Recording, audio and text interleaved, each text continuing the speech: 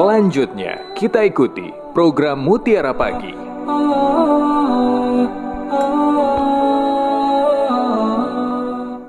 Selamat pagi pendengar dimanapun Anda berada. Assalamualaikum warahmatullahi wabarakatuh. Senang sekali saya Tito Oktri bisa kembali hadir menemani Anda pendengar untuk kesempatan edisi kali ini.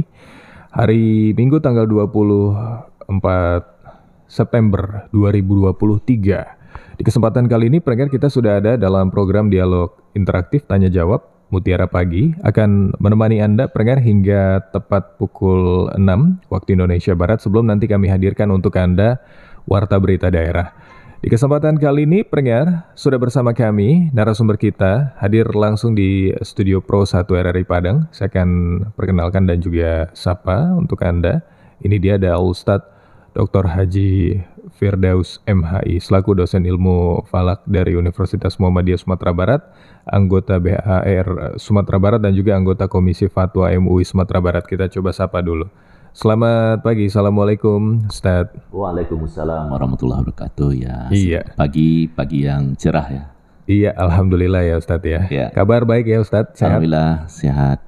Alhamdulillah. Ustadz, di kesempatan pagi hari ini kita membahas terkait malam yang indah kelahiran Rasulullah Sallallahu Alaihi Wasallam. Betul, itu bahasan kita ya Ustadz? Iya. Oke, baik pendengar, untuk Anda yang ingin ikut bergabung, silakan saja melalui telepon di 812878, bisa juga melalui WhatsApp kami pendengar di 081166669975. Mengawali jumpa kita kali ini, saya ingin beri kesempatan dulu untuk Ustadz kita menyampaikan terkait topik bahasan kita sedikit banyak malam yang indah kelahiran Rasulullah Sallallahu Alaihi Wasallam. Silakan Ustadz. Baik, terima kasih Tito. Iya. Assalamualaikum warahmatullahi wabarakatuh. Waalaikumsalam.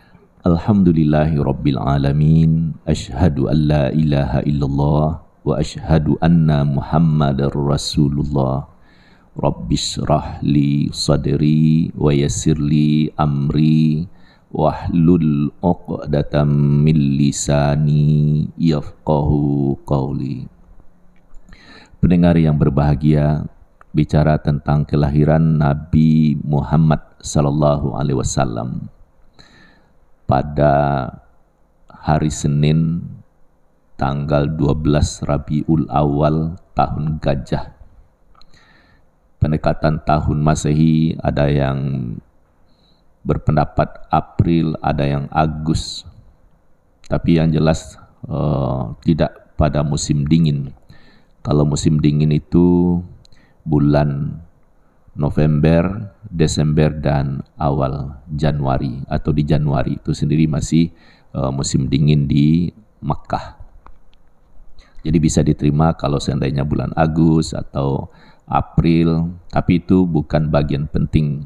Nah, sekarang apa yang dimaksud malam yang indah kelahiran Nabi Muhammad sallallahu alaihi wasallam? Kakeknya bernama Abdul Muttalib. Abdul Muttalib punya anak laki-laki 10 orang. Al-Haris, Abu Talib, Hamzah, Ja'far, dan sampailah kepada yang paling kecil, yang paling bungsu laki-lakinya adalah Abdullah. Waktu anak satu orang, Abdul Muttalib bernazar sekiranya dapat anak 10 orang laki-laki, satu diantaranya disembelih di sisi Ka'bah sebagai tanda bersyukur punya anak banyak. Itu suatu keyakinan ya begitu dapat anak 10 orang, janji harus ditepati, karena orang Quraisy itu janji harus ditepati.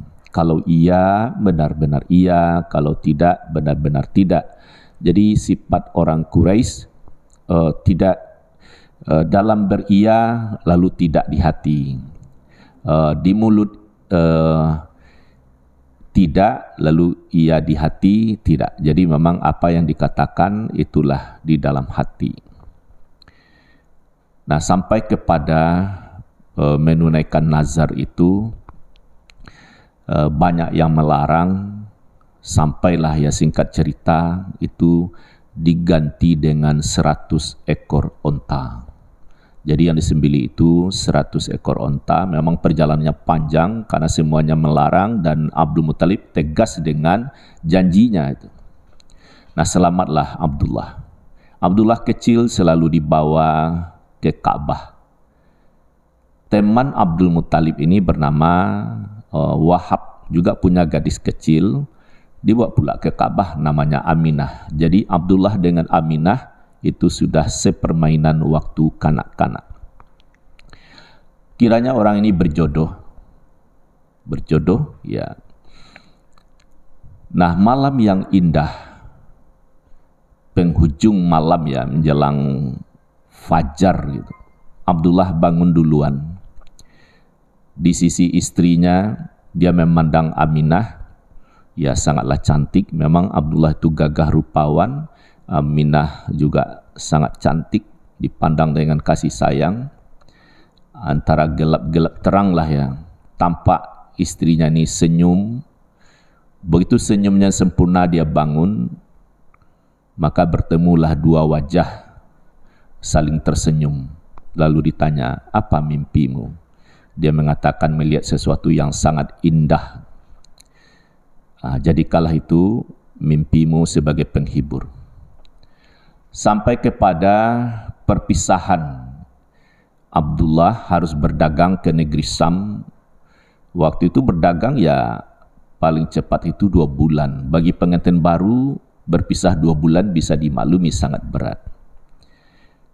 Abdullah dalam berdagang sukses, tapi pikiran ya kepada istri tentu sangat tinggi. Lelah dalam perjalanan, pengalaman baru, sehingga kesehatannya menurun, akhirnya meninggal. Aminah waktu itu hamil 2 bulan. Ummu Aiman sebagai pembantunya selalu memberi nasihat, menyemangati, maka kehamilannya ya bisa terjaga dengan baik. Pada kehamilan 7 bulan, datanglah tentara bergajah, ya. Ini beban berat. Nah, Aminah karena sudah rajin ke Ka'bah waktu masa kanak-kanak, dia tidak gentar dengan serangan tentara bergajah. Waktu dia diajak oleh mertuanya, ayo kita pindah dari sini. Jawabnya sederhana, biarkan kami di sini memperlindungkan diri kepada pemilik Ka'bah. Ya, dengan izin Allah, seluruh tentara bergajah itu dipermalukan oleh Allah, diserang dengan burung kecil, dilempar dengan batu kecil, akhirnya mati hina dina bagaikan daun dimakan ulat. Ulat itu kan menjijikkan, jadi orang sombong, penguasa yang sombong melakukan penyerangan kepada rakyat, apalagi menistakan rumah ibadah, maka dia mati dengan hina dina. Ini pelajaran bagi untuk generasi selanjutnya. Nah, hamilnya waktu itu 7 bulan. Aminah dengan segala ketegarannya, 50 hari setelah itu Aminah melahirkan. Nah, apa yang indah ya? Soal kalau malam-malam yang indah ini bisa dimaklumi. Indahnya malam pertama bagi pengantin baru itu bisa dimaklumi. Indahnya misalnya tarawih pertama bulan Ramadan itu bisa dimaklumi. Indahnya perjumpaan sanak famili lalu berkumpul di malam hari makan bersama tentu bisa dimaklumi. Indahnya bintang gemintang di malam hari tambah kehadiran rembulan tentu juga punya nuansa tersendiri. Nah, malam itu adalah malam ke-12 ya. Berarti bulan sudah terang, 12 itu. Apa yang terjadi di malam hari itu? Kiranya banyak sekali. Seluruh sembahan-sembahan berhala di Ka'bah itu berantakan. Rebah, ya. Tidak ada terjadi gempa. Terus di Iran, di Persia, api selalu dihidupkan untuk disembah saban hari. nyala terus itu. Artinya kalau kurang bahannya itu ditambah sehingga hidup terus menerus. Jadi dalam keyakinannya kalau api sudah disembah di dunia, tentu di akhirat tidak lagi dibakar oleh neraka. Nah, malam itu apinya itu padam. Nah, padam. Dan beberapa kejadian-kejadian aneh lainnya yang di luar dugaan itu terjadi, ya hancurnya beberapa bangunan dan lain-lain. Kenapa itu bisa terjadi? Kiranya ini simbol segala bentuk kesyirikan, ya itu dihancurkan karena lahirnya seorang hamba Allah yang akan menumpas habis itu sebersih-bersihnya sehingga tidak ada lagi kesyirikan. Itu keindahannya. Kemudian Aminah dalam melahirkan itu tidak merasa sakit, ringan. Waktu hamil itu pun juga dia tidak merasa, ya bagaimana ibu-ibu rata-rata kalau hamil 7 bulan, 8 bulan kan duduk tegak, tidur kan juga diagak-agak ya, supaya janinnya selamat. Tapi Aminah dalam perjalanannya itu ringan. Waktu melahirkan pun juga tidak sesakit yang dibayangkan. Ini juga dinilai suatu keindahan. Begitu Allah memberi ketentraman kepada Aminah. Nah, lahirlah dengan selamat. Dia laki-laki. Nah, malam kelahirannya itu, ya harinya hari Senin, dikira itu sudah lewat pukul 12 malam, sehingga disebut hari Senin. Tapi kalau tanggalnya masuk tanggal 12, karena tanggal 12 Rabiul Awal itu bermula dari maghrib sampai maghrib besoknya. Jadi kalau harinya sudah dinamakan hari Senin. Tahunnya apa? Inilah disebut dengan tahun gajah. Kenapa disebut tahun gajah? Karena itulah yang paling viral waktu itu, hancurnya tentara bergajah. Nah, terus keindahan berikutnya apa? Abdul Muthalib membawa cucunya dengan gembira penuh syukur, digendong cucunya, lalu dibawa keliling Ka'bah bertawaf ya. Terus 2 atau 3 hari sesudah itu diundang orang makan bersama model akikah. Diberitahulah cucunya bernama Muhammad. Orang bertanya, ya Tuan Abdul Muthalib, mengapa cucumu diberi nama Muhammad? Mengapa tidak seperti nama kebanyakan orang Mekah? Dia jawab, semoga dia terpuji di langit dan di bumi.